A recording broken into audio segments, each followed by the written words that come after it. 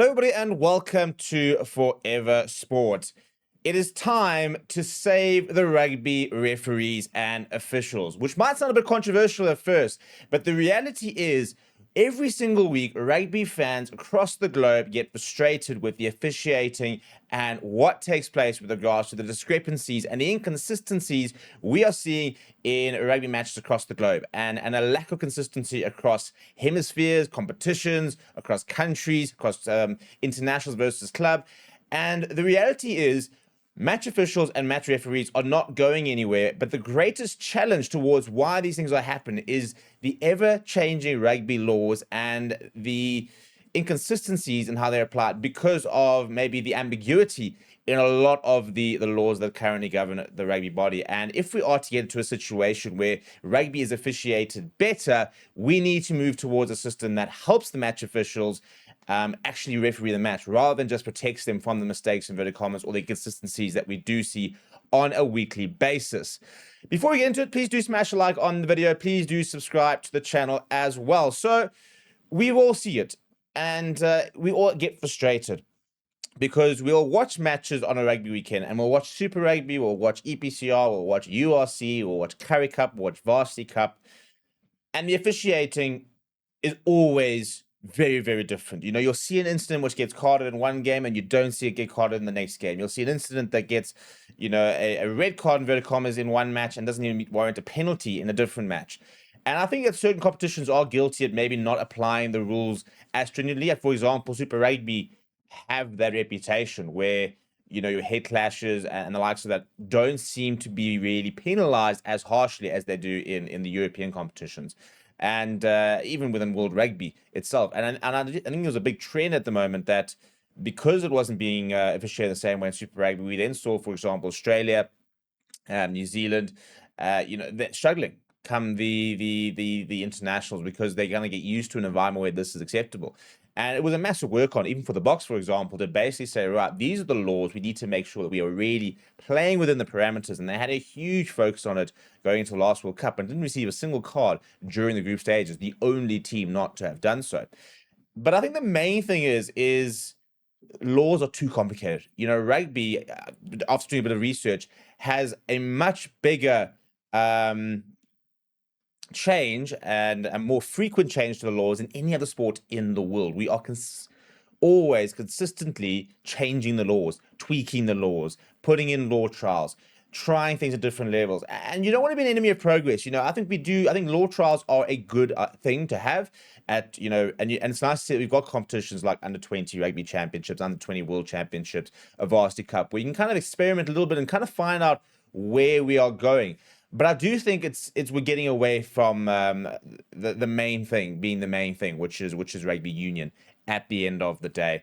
And I just think there's been so many law changes in the last few years which didn't need to change. I mean, I think we can all admit that 50-22 rule has been a phenomenal addition to the game. That has enhanced rugby. It's created a whole different tactical dimension. It rewards accuracy. It creates opportunities because you have to be very wary of the 50-22.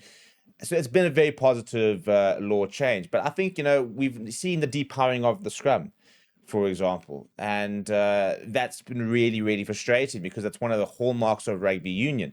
We're seeing tackle trials obviously come in. Now, this is a big player safety thing. So from player wellness, player safety point of view, it is vital we get this right. Yes, it is rugby. Yes, it is a contact sport.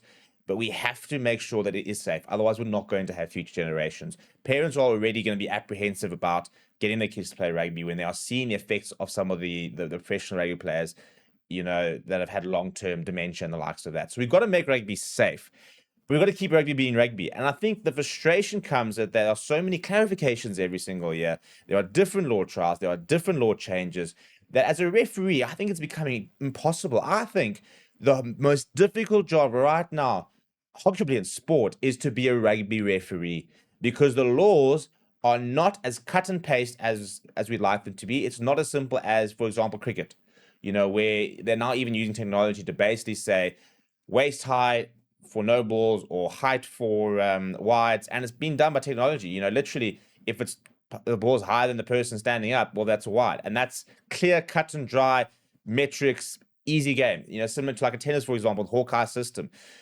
Rugby is not as simple as that, and it'll unfortunately never be as simple as that. We can't have the kind of technology that'll basically be able to show you exactly if people are hitting at a certain level and the likes of that. Um, down the line we might have more technology. We're already seeing obviously match officials sort of checking and TMOs the likes of that, but we haven't really seen, for example, offside lines or and stuff like that. But I think the frustration is that there's just so much ambiguity. You read the laws, and for example, the foul play law is, players must not act recklessly or intentionally or commit harm. And there's examples, but it's not a clear cut and dry situation. And so there's too much interpretation. And then one referee interprets it like this, another referee interprets it like that, and then we go after the referees, then we go after the and the match officials of different games or bodies and the likes of that. And I just think the biggest problem is that we have made rugby too complicated, and we've made it so difficult to officiate, which means that there's too much gray area. And I think that's the biggest problem. The more you reduce the gray area, the less you talk about match officials. In cricket, for example, we don't speak about the umpires nearly as much as you speak about in rugby. And it is a sport-specific thing. It's the same thing as like tennis, for example. Most tennis fans might be able to name you one or two tennis umpires because they're quite not insignificant, but they're not a grand feature at the end of the day during a match. Similar then as like athletics. There are sports where your referees, they exist in every single sport. Every single sport has officials. You've got judges in gymnastics. You've got officials in athletics who, judge no jumps and false starts and stuff like that. Even in marathons or they'll look at things. So you're always going to have match officials in sport, and it's crucial. Rugby more so than ever is a very highly officiated sport. Probably one of the highest. Definitely probably in a top 10. And as a result, you've got the referees making fundamental decisions and big decisions all the time. I mean, there's a stat that you almost have to make like over 150 to 200 decisions you'll see in front of you in a game, and you've got to basically act on that instantly. So it's a bit of an impossible job at the best of times, and I just think at the moment World Rugby need to have a massive push to simplify the game, to create, in many ways, sometimes you almost have to create more, but we've got to try and simplify things and make it a bit more cut and dry so the referees have less gray area to work within, because they themselves will start doubting their interpretation. And yes, you can have all these meetings where you kind of get on the same page, but on the field, when there's that big scope for, it can be anything from a penalty to a red card, and the punishments are different, that's where the frustration comes. And we need to be very careful when we attack match officials, because we have to have them in the game. I don't like using the word necessary evil, but they are complete.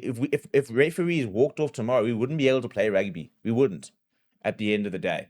And instead of sort of going after them, for example, and the fact that there's no such thing as a good referee is the problem. If you ask somebody to name two or three good referees, they might be able to name them. But I can tell you right now, a game after they've refereed, you go onto social media and you'll see as many people completely taking them apart as maybe backing them. And I think that's where we need to basically, when it's such a systemic problem that we're after officials, I actually tend to believe the officials aren't the issue. It's one of those things. If you've got 100 people and they're all at fault, well, maybe the system is the reason. And I truly believe that the system plays a bigger role than the actual referees themselves. I think there are some top quality referees around the world. I think there are obviously referees who are better than others. That much is always going to be the case. But I think that even the fact that your top referees are making poor decisions, inverted commas, or decisions that people don't agree with or controversial, are because of the framework and the laws in which they have to officiate. Simplify rugby, simplify the laws, make it a better cut and dry, provide them with the resources that they need to make clearer and more consistent decisions. And I think the product of rugby will grow, and your fans will be able to get on side. I don't think we're ever going to love the referee as fans, because it's an easy out at the end of the day. When your team's not playing, it's easy out to go blame the referee. It's easy out to go and say, that wasn't a penalty when it was, inverted commas, because much like self-reflection, we don't like to believe it's our team that could be at fault. That's like, our innate human ability is to basically say, it wasn't my fault, it was somebody else's fault. So we're always looking for that scapegoat, which has become the referee. And I think the biggest frustration is that not enough is being done to make their job simpler. And they then now feel an innate, World Rugby, innate responsibility, which I agree with, to protect the referees, because again, we have to have them, we have to have new ones, we have to have more, we need to try and up the standard of them. That's not going to happen if people aren't signing up to become referees. But they're making their jobs too difficult. And we've got to find a way of refining the system so that we can protect the game and keep the core of the game intact, whilst making sure we are developing stronger match officials in a framework which is set up to make them succeed. Right now, I think referees are set up to fail. And we've got to make sure they are set up to succeed so that when they do fail, it's not a system problem, it's an individual problem, and that can be taken to task. They can be better held responsible. And I think even referees will watch this and be like, yes, please, this is what we need.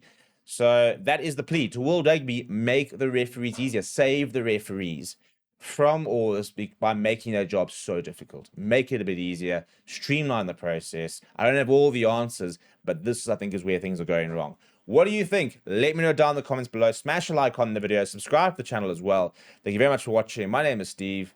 I'll chat to you soon.